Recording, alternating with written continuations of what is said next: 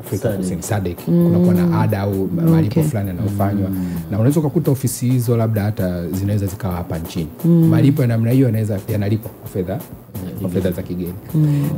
Miamala inayohusisha balozi na mashirika ya kimataifa yaliyopo nchini. Kama kuna transactions zozote zinafanywa. Hivi unajua balozi zilizopo hapa nchini.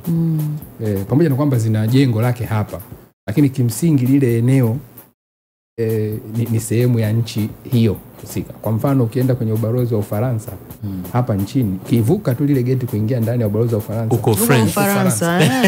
Naenda leo. Kwa hivyo kumbe tulisema miamala inayofanyika ndani ya nchi ya Tanzania ndio ifanyike kwa fedha ya Tanzania. Lakini miamala inayofanyika kati ya Tanzania na nchi ya nje inafanyika kwa fedha ya kigeni. Yaani nchi ya nje ambayo iko ndani. Tayari ile ni Ufaransa.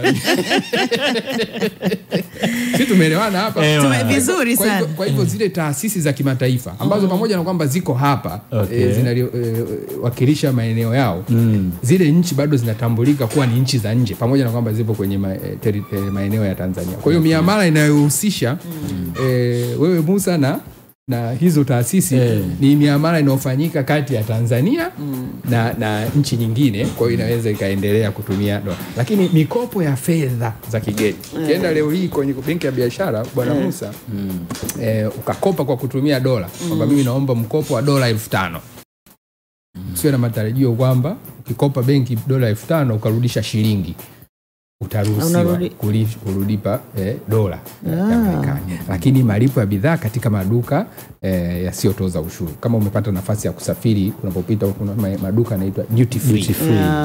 Maeneo yale unaweza ukafanya transaction au miamala yako kwa kutumia fedha za kigeni.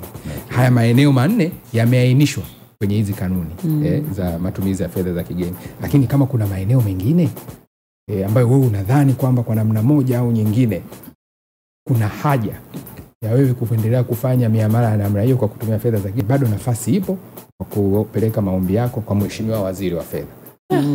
Utakapopeleka maombi yako pale, Mheshimiwa Waziri wa Fedha ana nafasi ya kuyachambua na kuamua kwamba je, maombi yako wewe tukuruhusu kuendelea kutumia fedha za kigeni au utarudi kwenye utaratibu na kanuni hizi kwa kutumia shilingi ya Tanzania. Na ni vizuri wananchi waelewe kwamba utaratibu huu hatujaanza nao sisi Tanzania. Nchi nyingi zimefanya hivyo. Kwa wale waliopata kusafiri, nafikiri Musa unafahamu, India umesema hapa, tumia rupia. Ukifika tu lazima ubadilishe fedha.